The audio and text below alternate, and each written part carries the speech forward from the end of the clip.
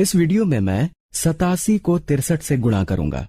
मैं इसे गुणा करने के लिए किसी लंबी प्रोसेस का उपयोग नहीं करूंगा, बल्कि मैं वितरण गुणधर्म यानी डिस्ट्रीब्यूटिव प्रॉपर्टी का प्रयोग करके इसे कैलकुलेट करूंगा।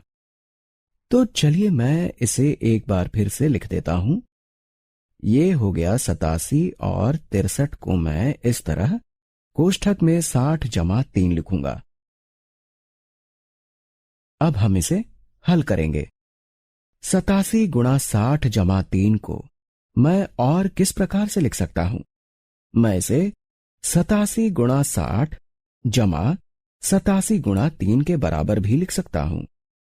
हम कह सकते हैं कि हमने यहां 87 का वितरण किया है। हम 87 को 60 जमा 3 से गुणा कर रहे हैं, जिसे हम 87 गुणा 60 जमा 87 गुणा 3 के बराबर भी लिख सकते हैं। स्पष्टता के लिए मैं यहां कोष्ठक लगा देता हूं। अब हम इसे कैसे कैलकुलेट करेंगे? हम 87 को 80 जमा 7 के बराबर भी लिख सकते हैं। तो मैं इसे फिर से लिख लेता हूं।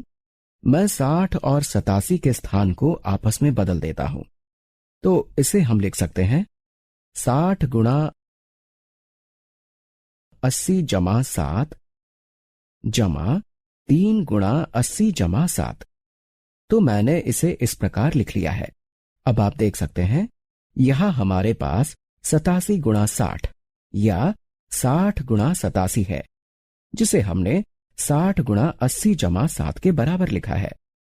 और इसी प्रकार हमने 87 गुणा 3 या 3 गुणा 87 को 3 गुणा 80 जमा 7 के बराबर लिखा है।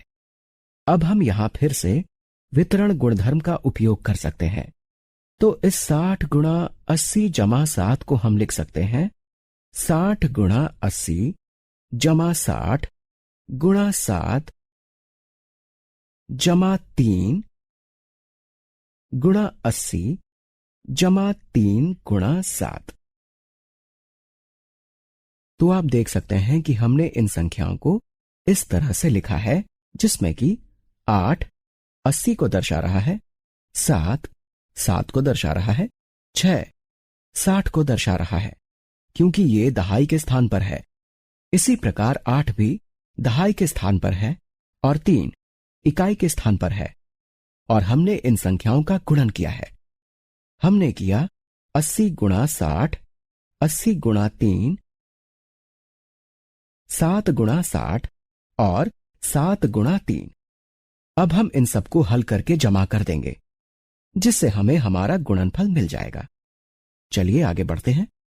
6 गुणा 8 होता है 48, लेकिन ये 6 और 8 नहीं, 60 और 80 है।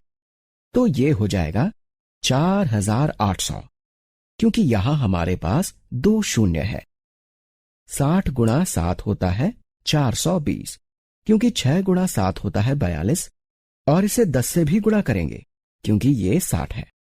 और इसके बाद है 3 गुणा 80, 3 गुणा 8 24 होता है, तो ये हो जाएगा 240। और अंत में है 3 गुणा 7, जो होता है 21। और गुणनफल निकालने के लिए हम इन सबको जमा करेंगे।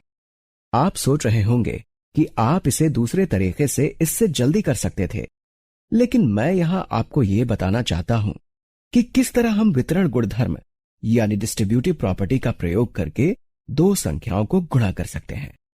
तो ये किसके बराबर होगा? हमारे पास 4800 जमा 420 जमा 240 जमा 21। यहां हमें 1 मिल जाएगा। 20 जमा 40 जमा 20 होता है 80। 800 जमा 400 होता है 1200, और 1200 जमा 200 होता है 1400। तो हमें मिला है 5481।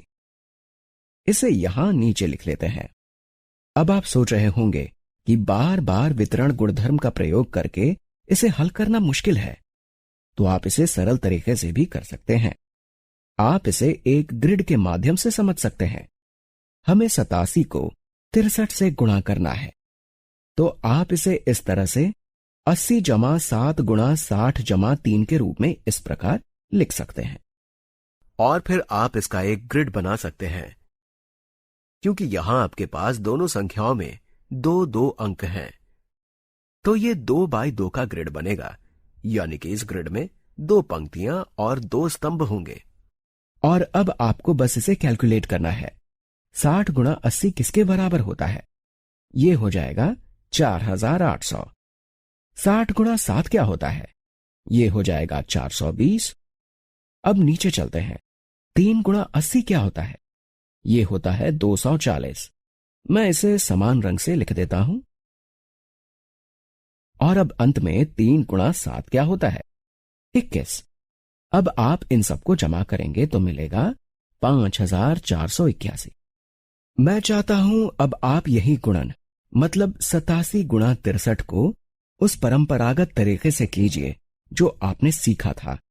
आप इसके सभी चरणों को ध्यान से देखेंगे तो आपको पता चलेगा कि इसमें भी आप वही कर रहे हैं, बस दोनों का तरीका अलग है।